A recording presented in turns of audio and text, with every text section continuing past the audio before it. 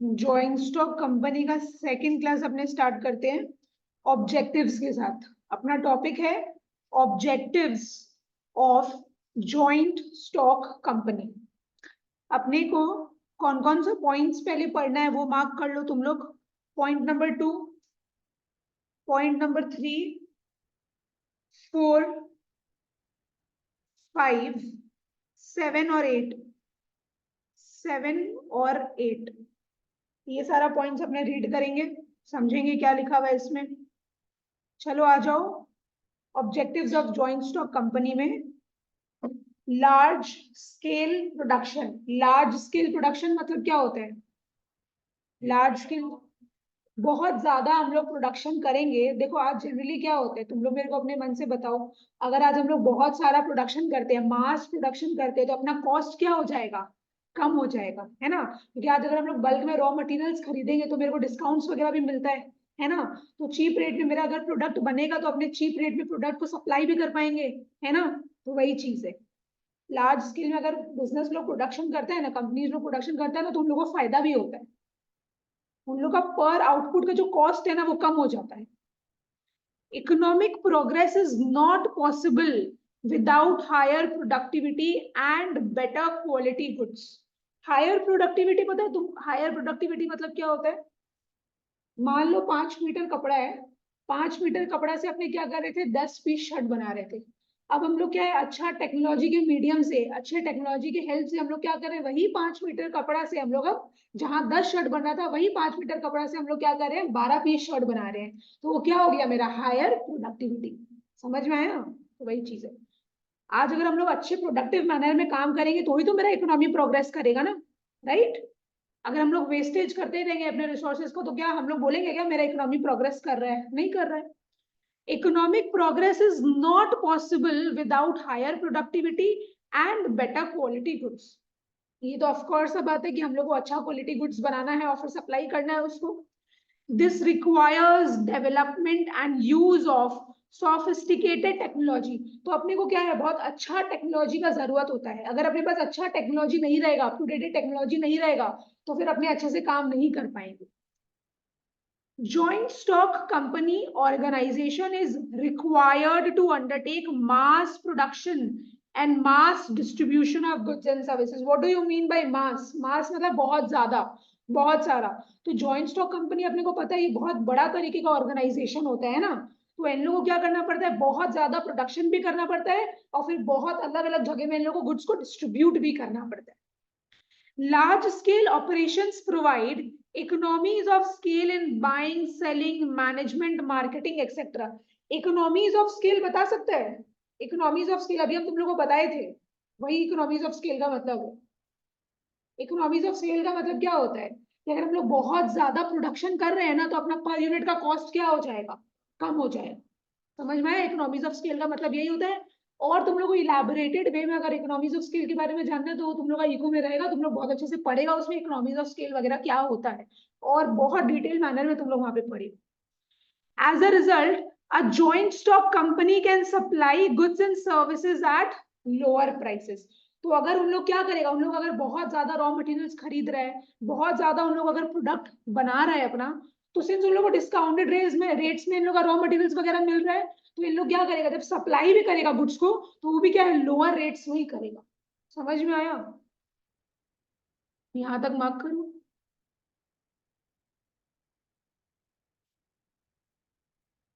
Better utilization of resources. क्या बोल रहे हैं देखो इसमें, कॉर्पोरेट ऑर्गेनाइजेशन। कॉर्पोरेट मतलब कंपनी। कॉर्पोरेट मतलब क्या होता है? Company. Corporate organizations can make better use of country's resources with the application of modern methods of production and distribution. तो अपने को क्या करना है, प्रोडक्शन का पुराना जमाने वाला मेथड्स को यूज करना है कि मॉडर्न मेथड्स को यूज करना है? मॉडर्न मेथड्स को अपने को यूज करना है। तो वही बोल रहा है, देखो एक बार वापस से। कॉर्पोरेट ऑर्गेनाइजेशंस मतलब companies can make better use of country's resources. अपना जो कंट्री का रिसोर्सेज है उसको क्या करना है, अपने को बेटर तरीके से यूज करना है। तो बेटर तरीके से कब अपने यूज कर पाएंगे? With the application of modern methods of production distribution. जब लोग मॉडर्न मेथड्स यूज कर रहे हैं प्रोडक्शन का, डिस्ट्रीब्यूशन का।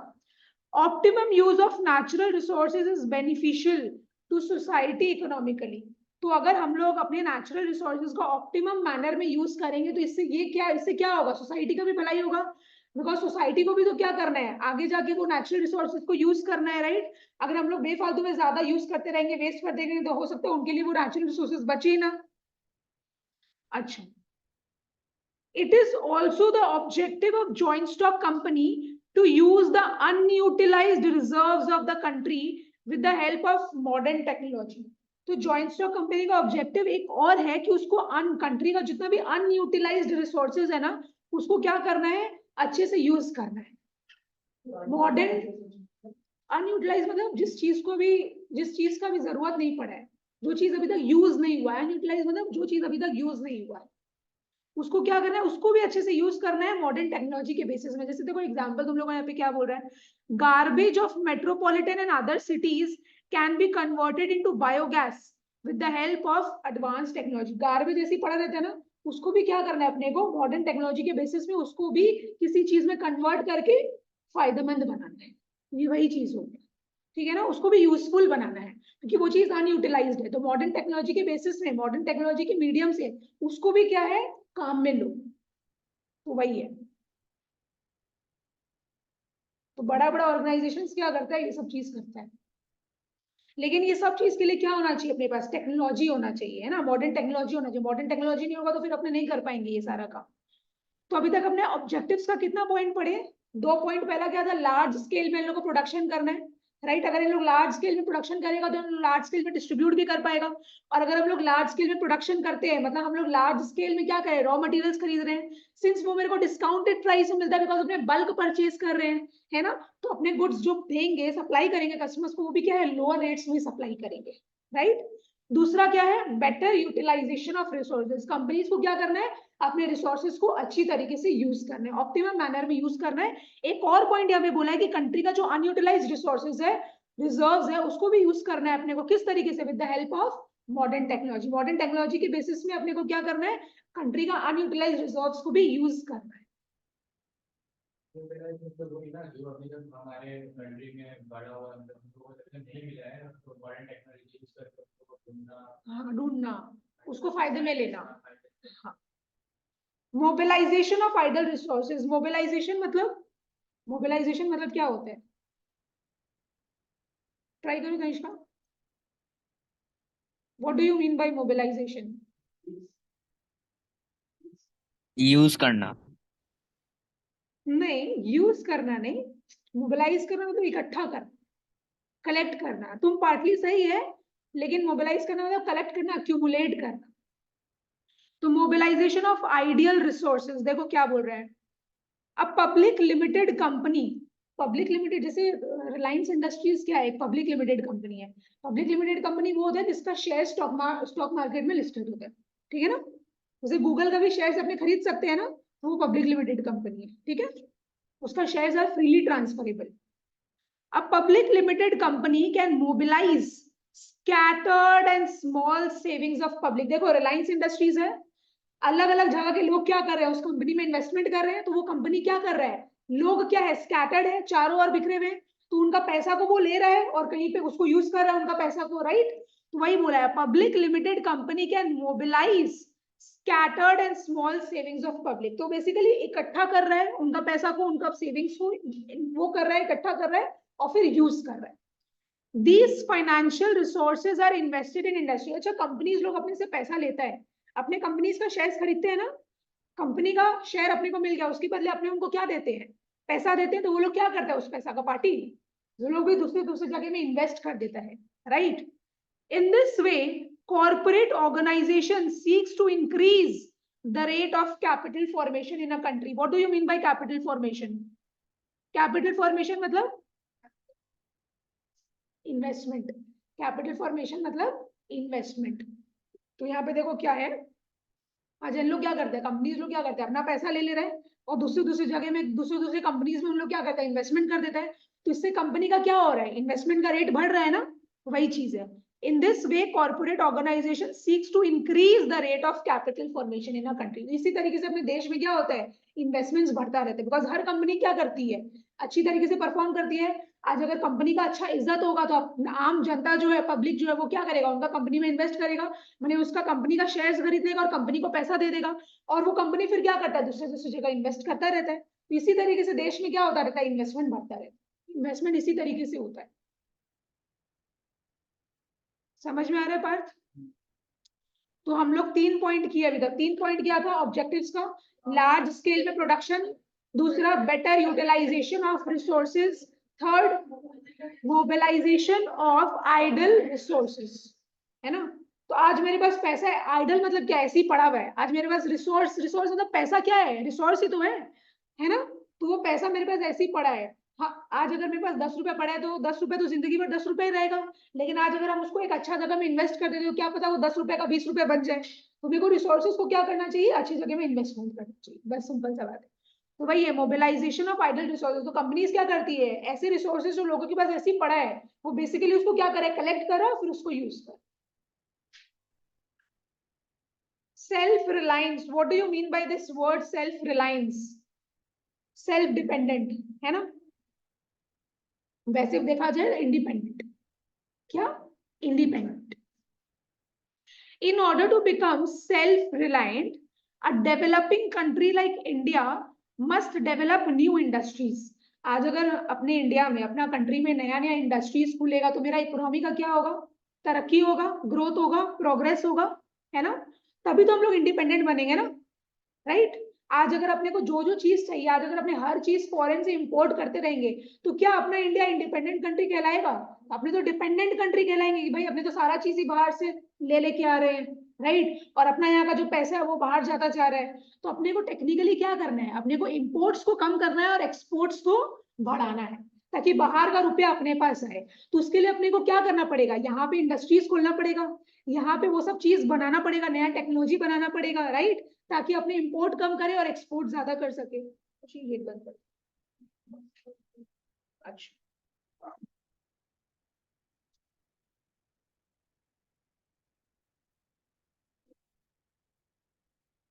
तो वही लिखा हुआ है देखो, in order to become self reliant a developing country like India must develop new industries. तो अपने को क्या करना है, नया नया इंडस्ट्रीज का डेवलपमेंट करना है, नया नया इंडस्ट्रीज खोलना है। Production of crude oil in the country helps to reduce import bill. अगर अपने क्रूड ऑयल बाहर से मंगवाते रहेंगे तो क्या है, अपना तो पैसा बाहर जा रहा है, यहाँ का पैसा बाहर जा रहा है। लेकिन आज अगर अपने क्रूड ऑयल यही प्रोडक्शन उसका स्टार्ट कर दे तो क्या अपने को बाहर से मंगाने का जरूरत पड़ेगा, तो मेरा इंपोर्ट बिल क्या हो जाएगा, रिड्यूस हो जाएगा। तो वही लिखा है, production of crude oil in the country helps to reduce the import bill. In addition to import substitution, it is necessary to increase exports and earn foreign exchange. तो हम लोग को क्या करना है, चलो कोई कोई चीज अपने को बाहर से मंगवाना है, इंपोर्ट करवाना है, वो अपने इंपोर्ट करवाएंगे, लेकिन साथ ही साथ अपने को और क्या करना है, ज्यादा से ज्यादा एक्सपोर्ट्स करना है, और बाहर का फॉरेन का जो पैसा है वो अपने को यहाँ लेके आना है। अरे आज अगर एक्चुअली देखो, बाहर का पैसा जो है ना वो बढ़ता रहता है, घटता रहता है, राइट। तो अपने पास अगर पैसा रहेगा तो फ्यूचर में अगर अपने को बाहर से कोई चीज खरीदना है तो अपने वही चीज में खरीद पाएंगे ना। चेंज नहीं करते उसको, चेंज नहीं करते, नहीं, एक्सचेंज नहीं करते।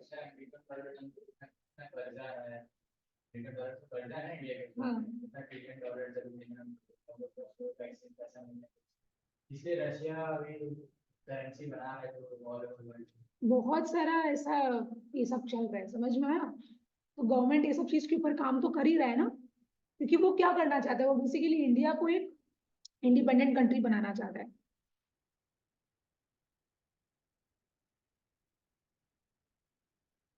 हाँ, रॉ मटेरियल्स तो फॉरेन से आएगा, सो व्हाट। जरूरी तो नहीं ना सारा ही, जितना जितना भी कंपनीज है सभी रॉ मटेरियल्स तुम बाहर बने, जितना भी कंपनीज है सबका सब वो फॉरेन से रॉ मटेरियल्स मंगवाए, वो जरूरत थोड़ी ना है। यहाँ पे तो तुम रॉ मटेरियल्स मंगा सकते हैं, इंपोर्ट्स में कोई रेस्ट्रिक्शन नहीं है। तो यहाँ पे ये बोला जा रहा है कि तुमको इंपोर्ट तो करो, तुम कोई दिक्कत नहीं, लेकिन साथ ही साथ एक्सपोर्ट भी करना है। तुम बाहर का पैसा कैसे अर्न कर पाएगा, जब तुम वैसा कोई वैल्यूएबल प्रोडक्ट बनाएगा तभी तो तुम एक्सपोर्ट कर पाएगा ना। सिर्फ इंपोर्ट नहीं करना है, अपने को एक्सपोर्ट भी करना है, यहाँ पे इसका मतलब वो। पॉइंट नंबर 7 में आओ, एम्प्लॉयमेंट जनरेशन में। एम्प्लॉयमेंट जनरेशन मतलब एम्प्लॉयमेंट क्रिएट करना, लोगों को काम देना, राइट। तो आज अगर कंपनीज खुलेगा और अगर उन लोग बहुत ज्यादा प्रोडक्शन करेंगे तो प्रोडक्शन करने के लिए लोग भी चाहिए, लोग चाहिए तो अपने लोगों को हायर करेंगे, लोगों को हायर करें मतलब वहां पे क्या क्रिएट हो रहा है, एम्प्लॉयमेंट जनरेट हो रहा है। तो वही चीज लिखा है, employment has become a chronic problem in India. Important problem मतलब बहुत ज्यादा ही प्रॉब्लम है अपने इंडिया में। तो भाई अनएम्प्लॉयमेंट का आधे से ज्यादा लोगों के पास काम ही नहीं है। Joint stock company provides direct employment to a large number of people. तो जॉइंट स्टॉक कंपनी क्या करता है, बहुत सारे लोगों को काम बेसिकली दे रहा है। इट ऑल्सो क्रिएट्स, बस यहाँ तक मार्क कर लो, सेम चीज लिखा। उसके बाद आओ improvement in standard of living. Improvement in standard of living में अपने को क्या बोल रहे हैं, corporate organization aims at raising living standards of people through supply of better quality goods and services at lower prices. तो ये वाला पॉइंट अपने बहुत जगह पढ़ चुके हैं। तो बेसिकली कंपनी क्या करता है, लोगों का स्टैंडर्ड ऑफ लिविंग को इंप्रूव करता है, एनहांस करता है। कैसे, जब वो अच्छा क्वालिटी गुड्स देगा, अच्छा तरीके का सर्विस देगा कम से कम दाम में, इससे लोगों का क्या होगा, क्वालिटी ऑफ लाइफ मतलब जीने का तरीका, लाइफस्टाइल उनका बदलेगा। It can undertake research and development to improve quality and reduce prices. तो बेसिकली कंपनीज लोग, हर ऑर्गेनाइजेशन को क्या करना पड़ता है, रिसर्च करना पड़ता है, अलग अलग चीज डेवलप करना पड़ता है ना। उन लोग को ये देखना पड़ता है कि उन लोग अपना क्वालिटी को किस हिसाब से इंप्रूव करे, प्राइसेस को कैसे इन लोग कम से कम रख सकता है ताकि ज्यादा से ज्यादा कस्टमर्स इन लोग के पास आए। As a result the luxuries of yesterday, देखो पहले जमाने में क्या होता था, टीवी, रेफ्रिजरेटर, कार सबके पास नहीं होता था, है ना, बहुत कम लोगों के पास ये सब चीज होता था। मतलब हम तुम लोग को अपने जब पैदा हुए अब तब का बात नहीं बता रहे, जब हमने मम्मी लोग के टाइम का बात बता रहे, दादी लोग के टाइम, मम्मी लोग के टाइम, उन लोग के समय क्या ये सब टीवी, ये फ्रिज हो गया, वॉशिंग मशीन हो गया, फोन हो गया, क्या ये सब था क्या, ये सब तो था नहीं। तो ये सब लग्जरीज था उस समय का, जो कि आजकल क्या बन गया है, आज के लोगों का हाँ नेसेसिटीज बन गया। आज अगर ये सब नहीं हो तो भाई अपने जिंदा ही नहीं रह पाएंगे, है ना। तो वही चीज है, luxuries of yesterday have become necessities of today. तो ये सब चीज आजकल बहुत ज्यादा जरूरी हो गया है, इसके बगैर अपना जिंदगी नहीं चल पाएगा। तो वही है improvement in standard of living. तो अपने कितना पॉइंट पढ़े, 6 पॉइंट पढ़े। ट्राई करो बिना देखे बोलने का। पहला क्या था, लार्ज स्केल प्रोडक्शन। दूसरा, better utilization of resources. Third, mobilization of ideal resources. फिर फोर्थ अपने क्या पढ़े, सेल्फ रिलायंट। फिर एम्प्लॉयमेंट जनरेशन। लास्ट वाला क्या था, improvement in standard of living. Improvement in standard of living, समझ में आया। डीमेरिट्स में आओ। डीमेरिट्स मतलब डिसएडवांटेजेस या ड्रॉबैक्स या वीकनेसेस। तुम लोग को कुछ भी क्वेश्चन दे देगा तो ध्यान रखना ये सब चीज। अच्छा पॉइंट्स मार्क कर लो पहले। Point number 3, point number 5, 6, 7, 8, 6, 7, 8। चलो डीमेरिट्स देख रहे हैं अपने। Delay in decisions, red tape and bureaucracy. Red tape and bureaucracy का मतलब बता सकता है क्या, ट्राई करो ना, गलत होगा तो होगा, कोई दिक्कत नहीं है। गवर्नमेंट का आदमी लोग, ठीक है। और रेड टेप मतलब इन लोग जो मना करता रहता है ना, करप्शन, बस यही। आज देखो अपने गवर्नमेंट के पास जाते हैं ना, आधा से ज्यादा टाइम तो वो लोग अपने को हर चीज के लिए मना करता है, ये नहीं हो पाएगा, वो नहीं हो पाएगा, ये दीजिए वो दीजिए। तो बेसिकली लोग क्या चाहता है, पैसा दो और काम करवाओ। पैसा नहीं दोगे तो वो लोग काम करेगा ही नहीं, है ना। वो लोग अपना काम को रोकता रहेगा, अपना काम में डिले होता रहेगा। ये वही चीज है। Red tape and bureaucracy do not permit quick decisions and prompt actions. तो अगर अपने को जल्दी से जल्दी काम करना है ना, यहाँ पे बात किसका हो रहा है, कंपनी का बात हो रहा है। अगर कंपनी को जल्दी से जल्दी काम करना है तो वो नहीं कर सकता, बिकॉज उसको क्या करना पड़ेगा, गवर्नमेंट से जाके हर चीज पूछना पड़ेगा। और गवर्नमेंट तो क्या करता है भाई, वो तो करप्शन में बिलीव करता है। बोला जाता है कि हाँ गवर्नमेंट बहुत साफ सुथरा है ये वो करके, लेकिन ऐसा कुछ है, वो घुस के बगैर काम करता ही नहीं है ना। वही चीज है। तो लोग सिंस इतना मना करता रहता है, हर काम को स्टॉप करता रहता है, तो इसके कारण हम क्या जल्दी से जल्दी डिसीजन ले नहीं सकते। There is little scope for personal initiative and sense of responsibility। तो आज देखो, आज हम एक बार गए गवर्नमेंट के पास, मना कर दिया, दूसरी बार गए मना कर दिया, तो आज हम कितना पर्सनल इनिशिएटिव ले। मेरे को पता है अल्टीमेटली वहां जाएंगे तो मना ही करेगा वो, है ना। तो अंदर से क्या एक नेगेटिविटी आ जाता है, काम करने का वो जो क्षमता रहता है ना उन लोगों का वो खत्म हो जाता है कि भाई पता है वो लोग तो मना करेगा, वो लोग अलाउ करेगा ही नहीं इस चीज के लिए। तो इसीलिए लिखा हुआ है there is little scope for personal initiative and a sense of responsibility. Paid employees like to play safe and tend to shift responsibility. तो एम्प्लॉय लोग भी क्या है, ब्लेम गेम करता रहता है कि भाई हाँ हम तो किए थे, फिर वो बोलता है कि हाँ हम भी कर दिए थे, लोग एक दूसरे को वैसे काम थोपता रहता है। There is lack of flexibility of operations in company because objects can be changed only after altering the company's memorandum of association. अब memorandum of association क्या होता है, दो चीज होता है, जो दो डॉक्यूमेंट्स इंपॉर्टेंट डॉक्यूमेंट्स होता है कंपनी का, एक होता है मेमोरेंडम ऑफ एसोसिएशन, एक होता है आर्टिकल्स ऑफ एसोसिएशन। अब ये क्या होता है ये तुम लोग के नेक्स्ट चैप्टर में आएगा, ठीक है ना। लेकिन हम फिर भी तुम लोग को बता दें ये एक चार्टर डॉक्यूमेंट होता है, कंपनी का बहुत इंपॉर्टेंट डॉक्यूमेंट होता है। अगर कंपनी कोई भी चीज कर रहा है, कंपनी एक्चुअल में किस मैंने उसका नेचर ऑफ बिजनेस क्या है, उसका लाइन ऑफ बिजनेस क्या है, उसको अपने मेमोरेंडम ऑफ एसोसिएशन में लिखना पड़ेगा, ठीक है। आज एक पब्लिक कंपनी शेयर्स के थ्रू क्या करता है, पैसा रेस करता है ना, तो मैक्सिमम कितना पैसा वो उठा सकता है, उसका ऑथराइज्ड पैसा को तुम लोग पता है कैपिटल बोलते हैं, ये चीज तुम लोग को पता है कि उसका ऑथराइज्ड कैपिटल क्या होगी भाई, वो मैक्सिमम मान लो 10 करोड़ रुपया उठाना चाहता है, तो उसको वो चीज अपने मेमोरेंडम ऑफ एसोसिएशन में लिखना पड़ेगा कि मैक्सिमम पूरा जिंदगी में हम क्या है 10 करोड़ रुपया ही पब्लिक से रेस करेंगे, उससे 1 रुपया ज्यादा हम रेस नहीं करेंगे। तो ऐसा बहुत सारा चीज है जो तुम लोग को अभी नहीं पता, ये सब लॉ वाला चीज है जो कि कंपनीज एक्ट 2013 में लिखा हुआ है। बट स्टिल मेमोरेंडम एसोसिएशन में तुम लोग का डेफिनेशन नेक्स्ट चैप्टर में आएगा। मेमोरेंडम एसोसिएशन कुछ नहीं है, इंपॉर्टेंट डॉक्यूमेंट है कंपनी का। कंपनी क्या है, अगर मान लो आज हम एक कंपनी खोले और हम साड़ी का सूट का ये सब का काम करते हैं, तो मेरा मेमोरेंडम ऑफ एसोसिएशन में लिखा हुआ रहेगा कि हम साड़ी और सूट का काम कर रहे हैं। अगर मेरे को अपना चेंज करना है कि भाई हम लड़का लोग का कपड़ा भी अब बेचना चाहते हैं, बनाना चाहते हैं और बेचना चाहते हैं, तो मेरा ऑब्जेक्ट्स क्या हो रहा है, थोड़ा सा चेंज हो रहा है ना। पहले तो हम लड़की लोग का साड़ी सूट बेचते थे, अब मेरे को लड़का लोग का गारमेंट्स भी बेचना है, तो मेरे को क्या करना पड़ेगा, अपना मेमोरेंडम ऑफ एसोसिएशन को चेंज करना पड़ेगा। और वो चेंज करना इतना ईजी नहीं है, उसको चेंज करने में बहुत दिमाग खराब होता है, समझ में आया। तो कंपनी को वापस से जाना पड़ता है अलग अलग ऑफिसर्स लोग के पास, उन लोग का कंसेंट लेना पड़ता है, बहुत पैसा वैसा खिलाना पड़ता है, तब जाके उन लोग का सारा चीज चेंज होता है। देखो वही लिखा है there is lack of flexibility of operation in a company. Company का ऑपरेशन इतना फ्लेक्सिबल नहीं है, ठीक है ना, वो रिजिड है। Because objects can be change, तो उन लोग का जो भी ऑब्जेक्ट लिखा हुआ है, उन लोग का जो भी चीज लिखा हुआ है, वो कब चेंज होगा, only after altering the companies memorandum of association. तो अगर आपको कोई भी काम अलग करना है तो पहले मेमोरेंडम ऑफ एसोसिएशन को चेंज करवाओ, उसके बाद आप कोई दूसरा काम कर सकते हो। मैंने आप जो भी काम कर रहे हो आपके मेमोरेंडम ऑफ एसोसिएशन में लिखा हुआ रहना चाहिए। अगर मेमोरेंडम ऑफ एसोसिएशन के अगेंस्ट आप काम कर रहे हो तो कंपनीज एक्ट 2013 में लिखा है, आपको इम्प्रिजनमेंट भी हो सकता है, आपको आपके ऊपर लेट फी वो जो पेनल्टी होता है ना, वो सब भी लग सकता है, और हो सकता है उन लोगों को कंपनी बंद करना पड़े।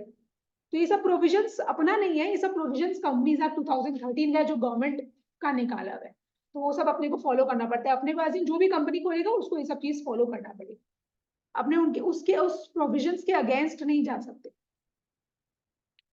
अच्छा,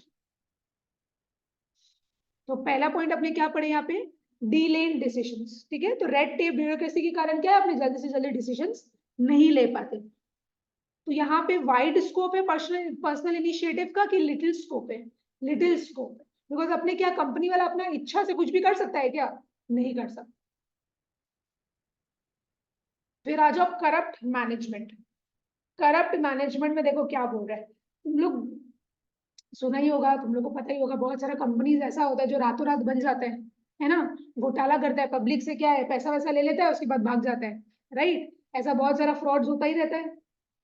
तो वही लिखा हुआ है यहाँ पे, in a company there is often danger of fraud and misuse of property by dishonest management. Manager मतलब जो कंपनी को बेसिकली चला रहा है, अगर उन लोग बदमाश है तो उन लोग क्या करेगा, तो पब्लिक का मैंने आज देखो प्रॉपर्टी क्या हुआ, आज उन लोग को जितना भी पैसा दे रहा है पब्लिक के थ्रू उन लोग को पैसा मिल रहा है, तो क्या वो उन लोग का प्रॉपर्टी है कि अल्टीमेटली अपना ही प्रॉपर्टी है, अपने पैसे दे रहे हैं उनको, है ना। तो उन लोग क्या करते हैं, उस प्रॉपर्टी को उसका फायदा उठाते हैं, उसका मिसयूज करते हैं, फ्रॉड करते हैं उन लोगों उसके साथ। तो वही है, in a company there is often danger of, क्या चीज का डेंजर रहता है, क्या चीज का रिस्क रहता है, फ्रॉड का, एंड मिसयूज ऑफ प्रॉपर्टी। इन लोग क्या करते हैं, मिसयूज करता है चीजों का। कौन करता है मिसयूज, जो बदमाश मैनेजमेंट जो भी मैनेज कर रहा है कंपनी को, डायरेक्टर्स वगैरह लोग। बोगस कंपनी, बोगस मतलब फेक, बोगस कंपनीज में भी फॉर्म्ड, तो फेक कंपनीज आ जाता है एग्जिस्टेंस में to deprive the investors of their hard earned money. तो फेक कंपनीज आ जाता है, वो लोग अपना ऑफिशियल वेबसाइट में दिखा देता है कि हाँ भाई हम लोग का देखिए काम बहुत अच्छे से चल रहा है, हम लोग को इतना इतना पैसे का जरूरत है, हम लोग इतना जगह में आपका क्या है इस प्रोजेक्ट्स में हम लोग इन्वेस्ट करेंगे, आपको इतना रेट ऑफ इंटरेस्ट देंगे, इतना डिविडेंड देंगे, आप लोग हमारे कंपनी में जल्दी से जल्दी पैसा लगा दीजिए। अब बहुत सारा पब्लिक तो क्या होता है, ये सोच के पैसा लगा देता है, वो उन लोग को हार्ड अर्न बनी रहता है, और फिर क्या पता चलता है कंपनी तो भाई पैसा लेके भाग गया, वो तो बंद हो गया। तो क्या है, इन्वेस्टर्स डिप्राइव हो जाते हैं। इन्वेस्टर्स मतलब कौन, जो अपने लोग पैसा लगा रहे हैं, है ना, अपना जो हार्ड वर्ड कमाया वो मनी है वो अपने लगा देते हैं वहां पे, फिर अपने को जब पता चलता है कि कंपनी तो भाग गया, कंपनी बंद हो गया, उसके बाद अपने क्या है, डिप्राइव्ड फील करते हैं, बहुत लो फील करते हैं, अपना ट्रस्ट उठ जाता है ये सब चीज से। Clever and dishonest promoters, promoters कौन होता है ये भी तुम लोग नेक्स्ट चैप्टर में पढ़ेगा, बट बेसिकली कंपनी जो बनाता है ना, जिसके दिमाग में आइडिया आता है कि भाई चलो कंपनी स्टार्ट करते हैं, जो कंपनी को एक्चुअली एग्जिस्टेंस में लेके आता है, उनको प्रोमोटर्स बोला जाता है। ठीक है, तो क्लेवर एंड डिसऑनेस्ट प्रोमोटर्स, जो बहुत चालाक बदमाश टाइप के प्रोमोटर्स होते हैं, डायरेक्टर्स होते हैं, में एक्सप्लॉइट, एक्सप्लॉइट मतलब क्या, बर्बाद कर देना, है ना, may exploit the small and ignorant investors for their personal gain। तो लोग अपना पर्सनल गेन के लिए क्या करता है, अपने साथ खिलवाड़ करता है, इन्वेस्टर लोग के संग खिलवाड़ करता है। अच्छा, companies may fall in the hands of incompetent and irresponsible persons who may utilize the company's property for their selfish interest। तो बेसिकली देखो कंपनी क्या है, कंपनी को मैनेज कौन कर रहा है, आज कंपनी ये बिल्डिंग है, मान लो ये कंपनी है, इसका हाथ पैर थोड़ी है, कंपनी को मैनेज कौन करता है, डायरेक्टर लोग ही मैनेज करते हैं, राइट। आज पब्लिक से जितना भी उन लोग के पास पैसा वैसा जा रहा है, डायरेक्टर्स लोग ही क्या है, उसका प्रॉपर यूटिलाइजेशन करते हैं। लेकिन अगर डायरेक्टर लोग ही बदमाश निकल जाए तो फिर तो कुछ उपाय नहीं है उसका, है ना। अल्टीमेटली सफर किसको करना पड़ता है, छोटा छोटा इन्वेस्टर्स लोग जो होता है उन लोग को सफर करना पड़ता है। तो वही लिखा है, कंपनीज में fall in the hands of incompetent and irresponsible person. अगर जो कंपनी को मैनेज कर रहा है वो लोग इररिस्पांसिबल है, अगर वो लोग इनकम्पिटेंट है, उतना केपेबल नहीं है, तो उन लोग क्या करेगा, कंपनीज का प्रॉपर्टी को ठीक तरीके से यूज नहीं करेगा। समझ में आ रहा है। तो अपना 2 पॉइंट हुआ अभी तक। पहला पॉइंट क्या था, डिले इन डिसीजंस, दूसरा करप्ट मैनेजमेंट। करप्ट मैनेजमेंट मतलब अगर जो भी कंपनी को मैनेज करे, अगर उन लोग बेकार है, उन लोग डिसऑनेस्ट है, उन लोग अगर क्लेवर है, अगर कंपनी का प्रॉपर्टी उन लोग सेल्फिश मींस के लिए यूज करेगा तो फिर चल नहीं पाएगा। एक्सेसिव गवर्नमेंट कंट्रोल, तो कंपनीज के ऊपर गवर्नमेंट क्या करता है ना, बहुत उसको पोक करता रहता है, हर छोटा छोटा चीज क्या है, कंपनीज लोगों को गवर्नमेंट को बताना पड़ता है।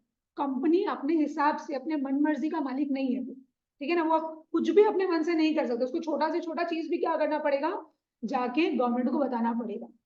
गवर्नमेंट जो डॉक्यूमेंट सबमिट करने बोलता है उसको टाइमली वो डॉक्यूमेंट सबमिट करना पड़ेगा। समझ में आया। जैसे जब कंपनी फॉर्म होता है तो भी बहुत सारा प्रोसीजर्स है, बहुत सारा स्टेजेस है जो कि उसको पूरा करना पड़ता है। अगर वो टाइम पे नहीं किया तो हो सकता है उसको पेनल्टी देना पड़े, राइट। तो वही है, at every stage in the management of a company, पता है ना, मैनेजमेंट का 3 लेवल होते हैं, एक होता है टॉप मैनेजमेंट, एक होता है लोअर एक मिडिल लेवल और एक lower level, right. Top management में कौन कौन होता है, सीईओ होता है, सीएफओ होता है, हाँ, बोर्ड ऑफ डायरेक्टर्स होते हैं, secretary, head of head of department, सब मैंने जो उनका एकदम हेड वेड रहता है, वो लोग टॉप मैनेजमेंट में रहते हैं। बेसिकली जो कंपनी का ऑब्जेक्टिव्स डिसाइड करते हैं कि कंपनी का गोल्स क्या है। तो at every stage in the management of a company there are legal rules and regulations। तो कंपनी के हर एक मोमेंट में क्या है ना, बहुत रूल्स एंड रेगुलेशंस है।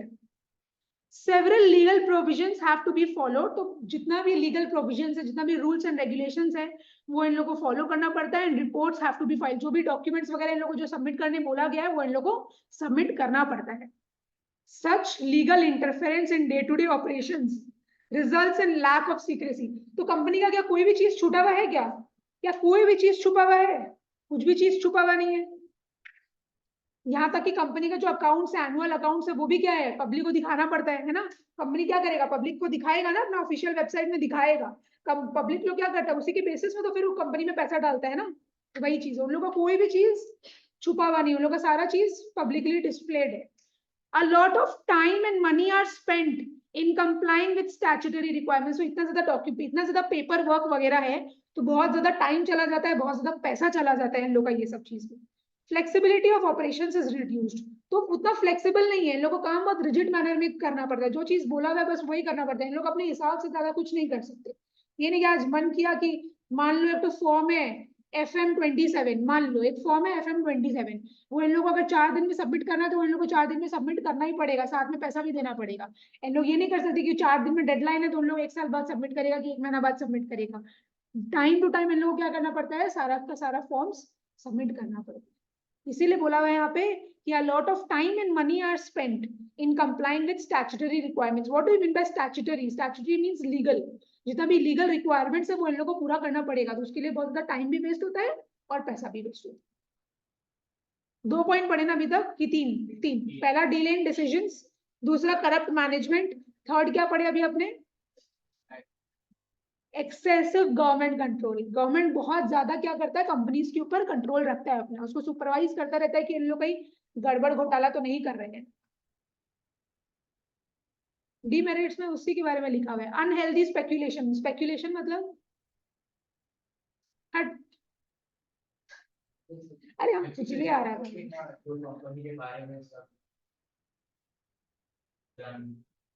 अनहेल्दी मतलब क्या होता है?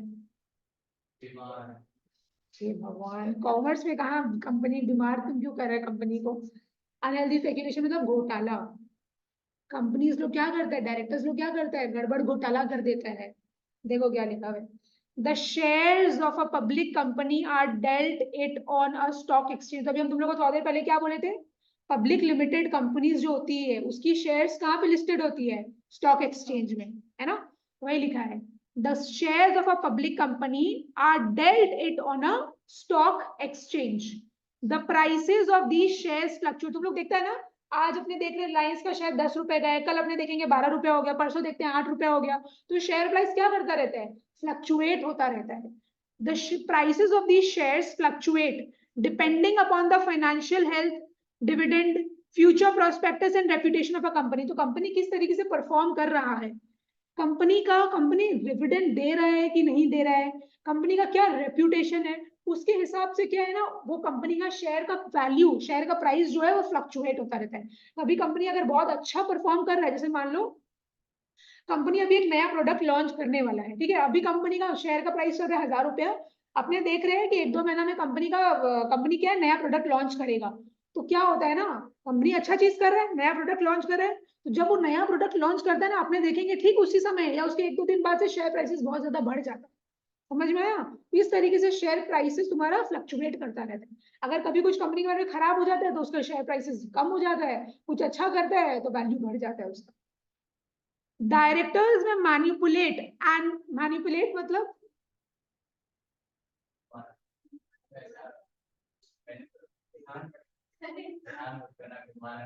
हाँ, होता है ना, आज अब मेरे को समझो कोई चीज बोलना है तो हम क्या करें, हम सीधा सीधा नहीं बोल रहे हैं, मिर्ची मसाला लगा के थोड़ा बात को पलट के बोल रहे हैं, तो वही हो गया मैनिपुलेट करना, कि मैंने हम अपने हिसाब से बोल रहे हैं, मेरे को जो बोला रियल चीज नहीं बोल रहे, हम अपने हिसाब से तुम लोग को बना के बोल रहे हैं जो मेरे को समझ में आ रहा है।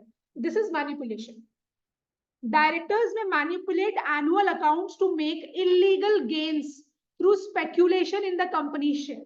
तो बेसिकली इन लोग क्या करता है, जो कंपनी का एनुअल अकाउंट्स है ना, एनुअल अकाउंट्स हम तुम लोग को बताए हैं, फाइनल अकाउंट्स जो इन लोग बनाता है, trading PNL balance sheet in लोग जो बनाते हैं, इन लोग उसी को मैनिपुलेट कर देता है। मान लो कंपनी का लाइबिलिटी ज्यादा है, एसेट कम है, तो ये क्या है, कंपनी बेकार कंपनी है क्योंकि उसका लाइबिलिटी ज्यादा है, एसेट कम है।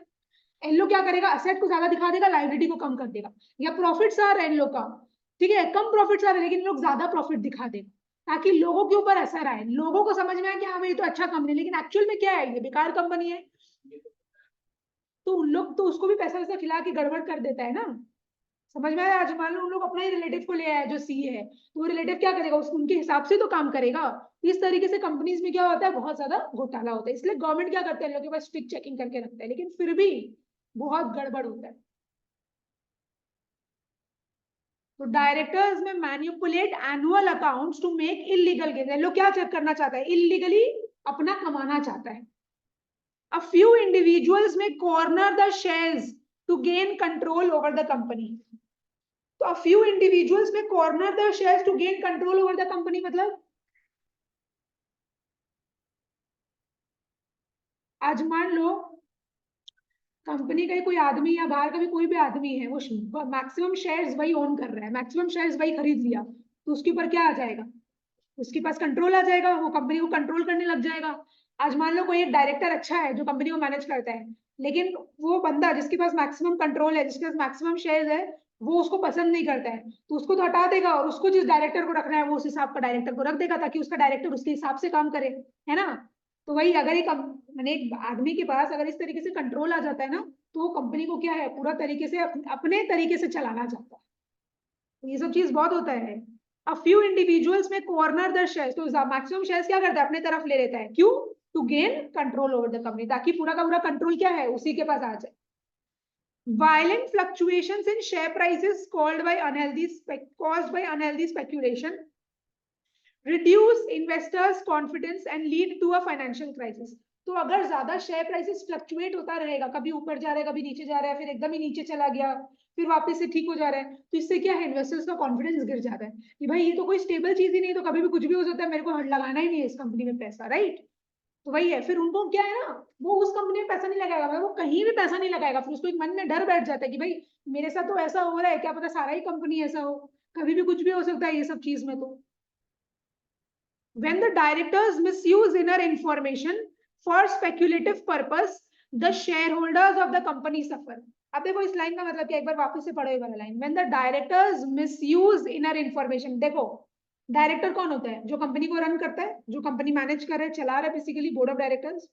इन लोग के पास पूरा इंफॉर्मेशन है कि भाई अभी इन लोग का शेयर प्राइस 1000 रुपया में है, दिख रहा है पब्लिक में, अभी इन लोग नया प्रोडक्ट लॉन्च करने वाला है, जैसे ही नया प्रोडक्ट लॉन्च करेगा इन लोग का शेयर प्राइसेस क्या हो जाएगा, भाग जाएगा, ऊपर चला जाएगा, 1200 हो जाएगा, 1300 हो जाएगा, 1500 हो जाएगा। तो इन लोग पहले क्या करके रखेगा, इन लोग शेयर्स खरीद लेगा।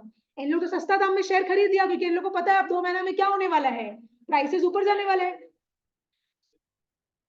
नहीं नहीं, बात वो नहीं है, शेयर होता है नहीं तो उससे अपने को मतलब नहीं है। यहाँ पे क्या बोला जा रहा है, ये लोग इनर इन्फॉर्मेशन, जो अंदर का इन्फॉर्मेशन है, उसको क्या करता है, उसको मिसयूज करता है, दूसरों को देता नहीं है, वो अपना ही शेयर। आज मान लो तुम्हारे पास 10 शेयर है, तुम क्या है, तुमको पता है कि 2 महीना बाद तुम प्रोडक्ट लॉन्च करेगा, तुम्हारा शेयर प्राइस ऊपर चला जाएगा, तो तुम और 100 शेयर खरीद लिया, तो तुम्हारा हिस्सा बढ़ गया कि नहीं बढ़ गया, तुम्हारा कंट्रोल आ गया ना उतना ही, क्योंकि तुम ज्यादा शेयर खरीद लिया।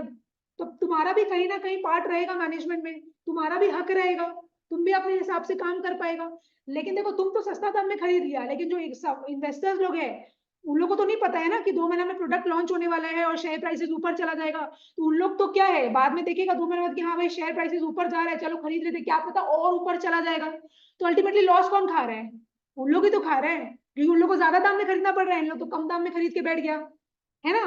क्यों इन लोग कम दाम में खरीदा, क्योंकि इन लोग पास इनर इन्फॉर्मेशन है। तो ये तो गलत है ना, तुम लोग इस ऐसा इनर इन्फॉर्मेशन का फायदा नहीं उठा सकते, राइट। वही चीज,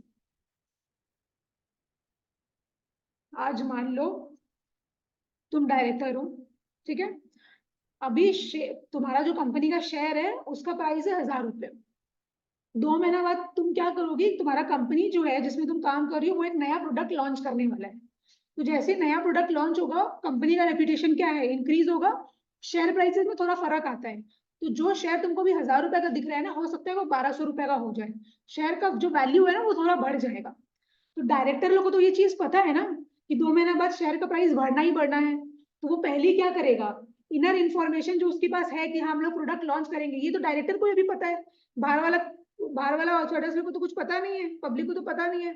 तो अंदर का इन्फॉर्मेशन की जानकारी, जो अंदर का इन्फॉर्मेशन है ये डायरेक्टर के पास, उसके बेसिस में वो क्या करेगा, शेयर खरीद के रख लेगा, क्योंकि पता है बाद में तो बढ़ जाएगा, तो कम दाम में खरीद के रख लो।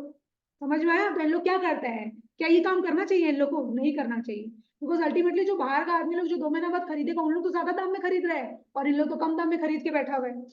समझा। तो वही है, when the directors misuse inner information, लोग अंदर का इन्फॉर्मेशन क्या करता है, मिसयूज करता है, for speculative purpose, the shareholders of the company suffer. तो एक्चुअल में कौन सफर कर रहा है, जो कंपनी का शेयर होल्डर लोग, जो बाहर है पब्लिक, उन लोग सफर करते हैं।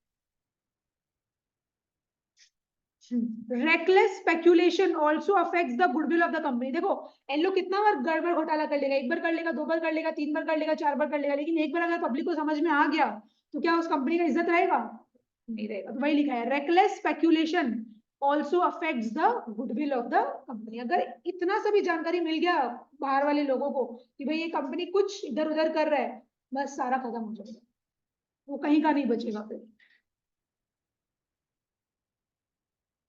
अनहेल्दी स्पेक्यूलेशन में अपने को ये बोल रहा था। फिर है कन्फ्लिक्ट ऑफ इंटरेस्ट। कन्फ्लिक्ट मतलब लड़ाई झगड़ा। क्या बोल रहा है देखो यहाँ पे, there is a possibility of conflicts between various groups. Various groups मतलब कौन कौन होते हैं? देखो, आज कंपनी क्या करती है ना, अलग अलग तरीके का सिक्योरिटी सेल करता है वो। एक हो गया शेयर्स, एक होता है डिबेंचर्स।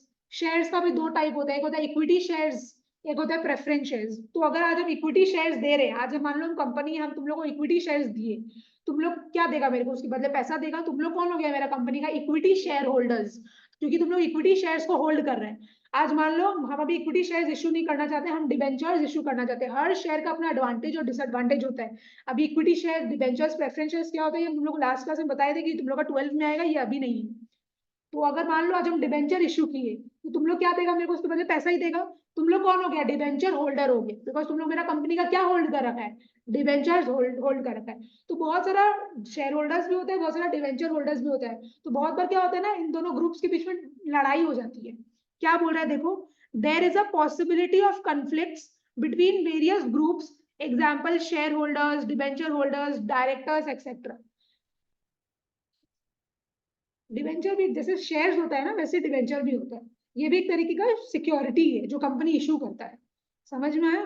जैसे अगर मान लो आज हम डिवेंचर अगर देते हैं ना, कंपनी अगर डिवेंचर देता है, तो शेयर्स के केस में, इक्विटी शेयर्स के केस में क्या होता है, अगर आज मान लो हम इन लोगों को दिए, इक्विटी शेयर्स दिए, उसके बाद ये लोग मेरे को क्या दे रहे हैं? पैसा दे रहे हैं। तो अब इक्विटी शेयर्स का क्या है रूल? उसका फीचर क्या है कि अगर मेरे पास पैसा रहेगा, अगर अपने शेयर देते ना, तो लोगों को एक डिविडेंड देना पड़ता है। क्या देना पड़ता है?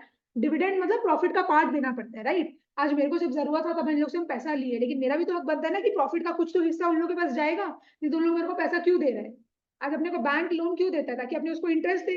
उसका कमाई तो उसी हिसाब से होता है ना। तो लोग भी इसीलिए कंपनी में पैसा लगाते हैं, ताकि उनको भी प्रॉफिट का हिस्सा मिलते रहे।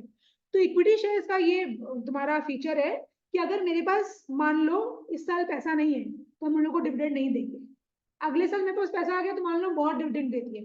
फिर मान लो 2-3 साल मेरे को लॉस होता रहा, तो हम लोग को डिविडेंड नहीं देंगे। तो ये रूल है इक्विटी शेयर्स का। अब डिबेंचर का क्या रूल है कि वहां हम डिबेंचर दिए, मेरा कंपनी चाहे लॉस खा रहा है चाहे प्रॉफिट खा रहा है, उससे मेरे को कोई मतलब नहीं है। मेरे को उन लोग को इंटरेस्ट देना पड़ेगा फिक्स रेट में। अगर उन लोग से मेरा बात हुआ है कि हम आपको 9% से इंटरेस्ट देंगे, तो हर साल मेरे को क्या करना पड़ेगा? 9% इंटरेस्ट देना ही पड़ेगा, चाहे मेरे पास लॉस हो चाहे प्रॉफिट हो। तो सारा सिक्योरिटीज का अपना एडवांटेज डिसएडवांटेज है। समझ में आया? कंपनी अपने हिसाब से क्या करता है? इशू करता है। उसको जैसा जो चीज का रिक्वायरमेंट है उस हिसाब से वो इशू करता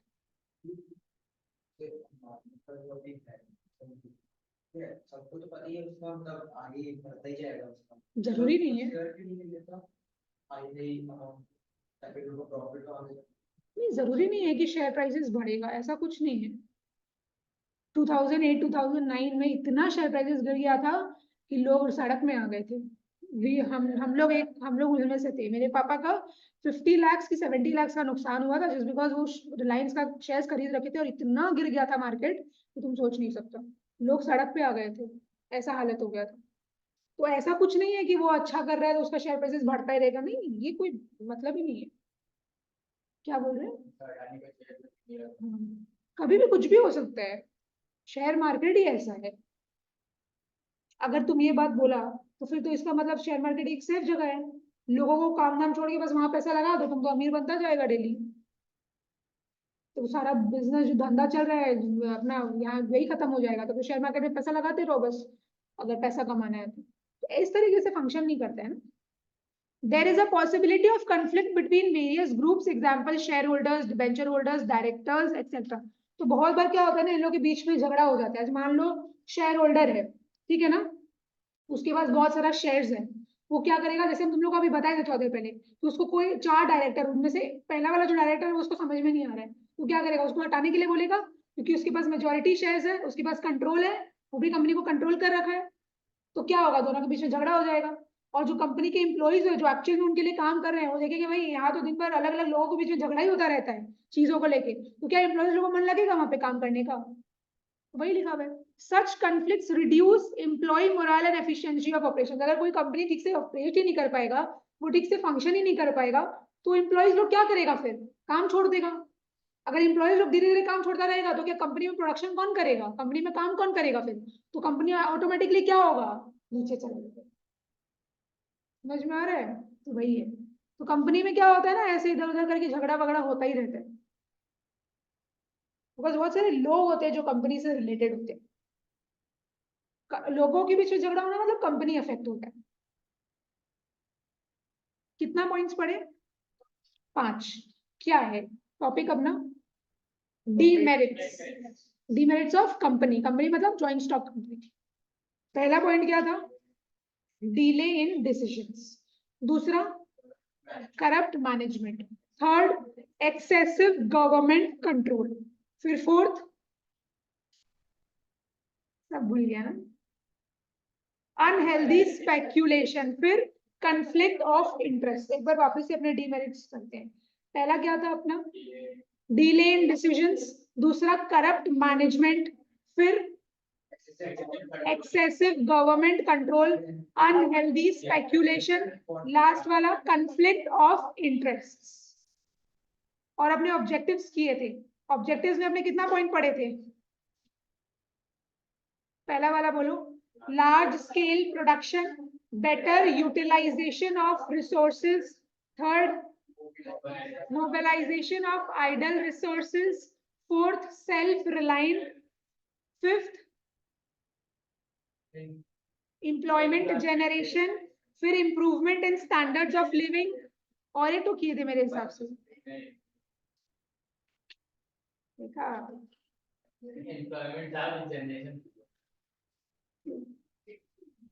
एक बार अपने रिवाइज करते हैं जॉइंट स्टॉक कंपनी का डेफिनेशन। तनिष्का एक बार ध्यान देना तुम। A joint stock company is an incorporated association of persons. Incorporated मतलब कंपनी को क्या करवाना पड़ता है? अपना रजिस्ट्रेशन करवाना पड़ता है। तो रजिस्ट्रेशन करवाना मतलब क्या हो गया? इनकॉर्पोरेशन। रजिस्ट्रेशन को ही क्या बोलते हैं अपने? इनकॉर्पोरेशन। क्या कंपनी के पास ऑप्शन है कि उसको रजिस्ट्रेशन करवाना है कि नहीं करवाना है, कि मैंडेटरी करवाना ही पड़ेगा? मैंडेटरी है, हर कंपनी को रजिस्ट्रेशन करवाना पड़ता है। ठीक है, कहाँ पे? कौन से एक्ट में? Companies act 2013। A joint stock company is an incorporated association of persons having a separate legal existence. मतलब कंपनी अलग है और कंपनी के मेंबर्स अलग है। समझ में आया? मेंबर्स मतलब कौन हो गया? जो कंपनी में एक्चुअल में पैसा लगा रहा है, वो अलग है, कंपनी अलग है। अगर कंपनी बैंक से लोन ले रहा है तो क्या उसके मेंबर्स लायबल है? उसके मेंबर्स लायबल नहीं है, कंपनी ही लायबल है। बिकॉज क्यों कंपनी लायबल? बिकॉज यहाँ पे कौन सा कॉन्सेप्ट है? Separate legal entity with a perpetual succession. Perpetual succession मतलब लास्ट से क्या बोले थे? मेंबर्स आएगा, मेंबर्स जाएगा, उससे कंपनी को कोई फर्क नहीं पड़ेगा, कंपनी अपना चलता रहेगा। कंपनी का लाखों करोड़ों शेयर होल्डर्स लोग होता है। रिलायंस का इतना लाखों करोड़ों शेयर होल्डर है। आज अगर कोई मर भी गया तो क्या रिलायंस बंद हो जाएगा? क्या कंपनी तो अपना चलता ही रहेगा। तो उसी को बोलते हैं perpetual succession. And common seal. Common seal क्या बोले थे तुम लोग को? ऑफिशियल स्टैम्प, कंपनी का ऑफिशियल स्टैम्प। आज कंपनी किसी के संग अग्रीमेंट कर रहा है, लेकिन उनके बीच में जो डॉक्यूमेंट बना है, कोई अग्रीमेंट हुआ है, और अगर अपना इस कंपनी का ऑफिशियल स्टैम्प उस डॉक्यूमेंट में नहीं है तो अपने क्या बोलेंगे? कंपनी का उस कंपनी के संग कोई अग्रीमेंट हुआ ही नहीं है। समझ में आया? अगर कोई डॉक्यूमेंट में कंपनी का स्टैम्प है, ऑफिशियल सिग्नेचर होता है ये, तो ही माना जाएगा कि हाँ भाई कंपनी इस चीज को अप्रूव किया था। तो कॉमन सील बेसिकली क्या हो गया? कंपनी का official signature. It's capital is divided into shares. तो हम लोग को लास्ट डे बताए थे ये वाला चीज, है ना? तो कंपनी का जो कैपिटल है उसको अपने क्या करते हैं? स्मॉल यूनिट्स में डिवाइड कर देते हैं। तो जो स्मॉल यूनिट्स होता है उसी को क्या बोलते हैं अपने? शेयर। शेयर्स मतलब बेसिकली हिस्सा जो अपने खरीदते हैं, है ना? और शेयर्स क्या है? फ्रीली ट्रांसफरेबल है। पब्लिक कंपनी का बोल रहा है यहाँ पे। पता है इन लोगों को ये चीज नहीं लिखना चाहिए था, बिकॉज प्राइवेट कंपनी होता है, एक पब्लिक कंपनी होता है। प्राइवेट कंपनी का शेयर फ्रीली ट्रांसफरेबल नहीं है, पब्लिक कंपनी का शेयर ही फ्रीली ट्रांसफरेबल है। तो इन लोग बहुत अजीब तरीके से लिखा है। Its capital is divided into shares which are freely transferable and the owners of these shares have limited liability. Owners मतलब कौन हो गया? हम लोग, है ना? जो हम लोग पैसा लगा रखे हैं। कंपनी का ओनर्स वही होता है जो कंपनी में पैसा लगा रहा होता है, उसको ओनर्स भी बोलते हैं, मेंबर्स भी बोलते हैं। तो अपना लाइबिलिटी क्या है? लिमिटेड है। आज कंपनी जितना भी लोन वगैरह ले रहा है, मान लो वो नहीं चुका पा रहा है, तो वो मेरे पास नहीं आ सकता। रिलायंस अपने पास थोड़ी आएगा कि मेरा लोन चुकाओ, मेरा ये करो। नहीं, मेरा लाइबिलिटी क्या है? लिमिटेड है। मेरा मैक्सिमम रुपया डूबेगा तो कितना रुपया डूबेगा? जितना हम उसका शेयर खरीद रखे। हम 10,000 रुपए उस कंपनी में इन्वेस्ट कर रखे, ज्यादा से ज्यादा डूबेगा भी तो 10,000 ही डूबेगा, उससे ज्यादा मेरा 1 रुपया भी नहीं डूबेगा। जब तक हम मेंबर है, जब तक हम वो है, ओनर है उस कंपनी के। It is an artificial person created by law. तो कंपनी को कौन क्रिएट करता है? लॉ क्रिएट करता है। और कंपनी कौन सा पर्सन है? आर्टिफिशियल पर्सन है कि नेचुरल पर्सन है? Artificial person. कंपनी को चलाता कौन है? Board of directors. और कंपनी को ओन कौन करता है? शेयर होल्डर्स, मेंबर्स लोग। हाँ, तो चलो डेफिनेशन थोड़ा सा याद करो। A joint stock company is an incorporated association of persons having कितना चीज है यहाँ पे? 3 चीज: separate legal existence, perpetual succession and common seal. इसका capital is divided into shares and shares are freely transferable and the owners of the shares have कितना liability? Limited liability. Company कौन सा पर्सन है? Artificial person. और कौन create करता है? Law create करता है। फीचर्स हम लोग देखें, सबसे पहला क्या था? सेपरेट लीगल एग्जिस्टेंस, है ना। कंपनी क्या कर सकता है? खुद के नाम पे प्रॉपर्टी खरीद सकता है, किसी के संग कॉन्ट्रैक्ट कर सकता है, किसी पे केस कर सकता है, कोई उस पे केस कर सकता है। फिर अपने नेक्स्ट चीज क्या देखिए? Perpetual succession. कौन क्रिएट करता है कंपनी को? लॉ। और कौन खत्म करेगा? लॉ ही क्रिएट करता है, लॉ ही खत्म करेगा, है ना। परपेचुअल सक्सेशन बेसिकली इसका मतलब क्या होगा? Continued existence. लास्ट लाइन में देखो क्या लिखा है? मेंबर्स में come and go but the company goes on until it is wound up. जब तक कंपनी बंद नहीं हो जाता तब तक कंपनी को कुछ फर्क नहीं पड़ेगा, वो अपना चलता रहेगा। बीच में चाहे मेंबर मरे, चाहे जिए, चाहे पागल हो जाए, कुछ भी हो जाए, उससे कंपनी को कोई फर्क नहीं पड़ने वाला। Limited liability. कंपनी का क्या है? कंपनी के जो मेंबर्स है उनका लाइबिलिटी लिमिटेड है। कहां तक लिमिटेड है बताओ तो मेरे को? The liability of every member is limited to the nominal value of shares brought by him. Tanishka, इस लाइन का मतलब यही है, आज मान लो हम 10,000 रुपए का शेयर्स खरीदे तो मेरा लाइबिलिटी कितना है? मेरे को उसको कितना रुपए देना है? 10,000 रुपए ही देना है, 1 रुपए भी और हम ज्यादा उसको नहीं देंगे। और to the amount of guarantee given by him. Guarantee given by him मतलब क्या होता है कि मान लो आज हम जब कंपनी के मेंबर बने, हम उस कंपनी को मैंने गारंटी दी है कि जब आपका कंपनी बंद होगा हम आपको 1 लाख रुपया देंगे। अब गारंटी हम दे चुके हैं, और अगर मान लो एक्चुअल में कंपनी बंद होता है तो मेरे को क्या करना पड़ेगा? उसको 1 लाख रुपया देना पड़ेगा, बिकॉज हम गारंटी किए थे ये चीज। तो मेरा लायबिलिटी क्या है? वहीं तक लिमिटेड है, ठीक है। फिर नेक्स्ट क्या है अपना फीचर? Transferability of share. काफी टाइम से लॉस में चल रहा है तो ओनर कंपनी बॉन्ड ओनर, अच्छा, ओनर कंपनी बंद कर सकता है क्या? ओनर तो अपने ही है ना। आज अगर रिलायंस लॉस में चल रहा है ध्रुव, तो अपने कैसे रिलायंस को बंद कर देंगे? क्या कर देगा? हाँ, अपना क्रेडिटर होल्डर्स लोगों को, अपने शेयर होल्डर्स को जितना भी जो भी देना है उसको सेटलमेंट्स क्लियर करके अपना कंपनी बंद कर देगा वो, है ना। अपने थोड़ी ना, अपने पास राइट थोड़ी ना है बंद करने का। अपने ओनर है, ठीक है, अपने पैसा लगा रहे हैं, लेकिन अपने पास वैसा राइट नहीं है कि अपने उसको पूरा ही बंद कर देंगे। We are no one to dissolve that company. वो जो मैनेजमेंट है उसका, जो बोर्ड ऑफ डायरेक्टर्स लोग हैं, उन लोग ही इंपॉर्टेंट डिसीजंस लेगा। जो लोग मेजोरिटी शेयर्स होल्ड कर रहा है उन लोग ही डिसीजंस लेगा। अपने लोग नहीं लेंगे, अपने नाम के ही ओनर्स होते हैं। हाँ, मतलब अपने नाम के ही ओनर्स होते हैं। अपना क्या राइट है बताओ, बताओ तो, रिलायंस में अपना क्या राइट है? कुछ नहीं है। बस फिर बाद अपने को ओनर्स बोला जाता है कि आपने पैसा लगा है। जो ऊपर वाले लोग होते हैं ना, जो बहुत बहुत, हाँ, तो वही लिखा हुआ है ट्रांसफरेबिलिटी ऑफ शेयर्स में कि a share holder is free to withdraw his membership from the company. अपने क्या कर सकते हैं? मेरे को मान लो कंपनी का शेयर्स में उतना कुछ इंटरेस्ट है नहीं, तो हम क्या करेंगे? शेयर्स बेच देंगे और मेरा ओनरशिप खत्म हो जाएगा फिर, राइट। हम हट जाएंगे उस कंपनी से। कॉमन सील क्या था? Official signature. एक आर्टिफिशियल एंटिटी, तो क्या कंपनी खुद से साइन कर सकता है क्या? उसके बिहाफ में कौन करता है? बोर्ड ऑफ डायरेक्टर्स लोग। ह्यूमन मीन्स ना, वही बोर्ड ऑफ डायरेक्टर्स लोग उनके बिहाफ में काम करते हैं, राइट।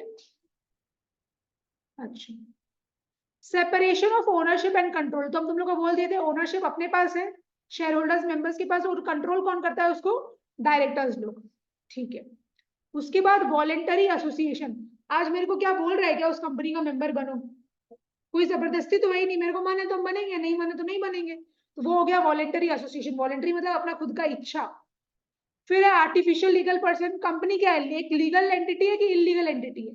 लीगल एंटिटी है। और वो कौन सा पर्सन हो गया? आर्टिफिशियल लीगल पर्सन हो गया। फिर कॉर्पोरेट फाइनेंस। कॉर्पोरेट फाइनेंस में देख लेते एक बार क्या लिखा हुआ है। कॉर्पोरेट मतलब क्या बोले थे हम तुम लोग को? कंपनी। और फाइनेंस मतलब पैसा। कंपनी को क्या चाहिए होता है? पैसा। कंपनी पैसा कहाँ से रेस करता है? पब्लिक के थ्रू। कंपनी क्या करता है, शेयर्स इशू करता है, उसके बदले उसको पब्लिक से क्या मिलती है, पैसा मिलती है। अरे मिलता है बाबा। The share capital of a company is generally divided into a large number of shares of small value. तो कंपनी का कैपिटल होता है, उसको क्या करते हैं, बहुत सारा शेयर्स में डिवाइड कर देते हैं, और वही शेयर्स क्या है, बिकने लग जाता है मार्केट में। These shares are purchased by a large number of people from different walks of life। तो वो शेयर क्या है, अलग अलग लोग से, अलग अलग जगह से अलग अलग लोग खरीद रहे हैं। ऐसा तो है नहीं कि रिलायंस का शेयर सिर्फ कलकत्ता वाला लोग ही खरीद रहे हैं, बॉम्बे वाला नहीं खरीद रहे हैं। हर जगह क्या है, उस कंपनी का शेयर्स बिक रहे हैं। Statutory regulations and control. तो स्टैट्यूटरी मतलब क्या, क्या बोले थे, स्टैट्यूटरी मतलब हम लीगल चीज है ना। Government exercises control through company law over the management of joint stock company. तो गवर्नमेंट क्या करता है, कंपनी के ऊपर कंट्रोल रखना चाहता है, लेकिन वो किसके थ्रू कंट्रोल लेके आता है, कंपनीज लॉ के थ्रू। ठीक है ना, कंपनीज लॉ में क्या कर रखा है, वो पूरा रूल्स रेगुलेशंस लिख रखा है, और क्या करना पड़ता है, हर कंपनी को फॉलो करना पड़ता है। तो कंपनी क्या कर रहा है, कंपनीज लॉ के थ्रू में, कंपनीज लॉ के थ्रू कंट्रोल कर रहा है सारे कंपनीज को। A company is required to comply with several legal formalities। तो कंपनी को क्या करना पड़ेगा, वो लीगल फॉर्मेलिटीज फॉलो करना पड़ेगा कि नहीं फॉलो करना पड़ेगा, फॉलो करना पड़ेगा।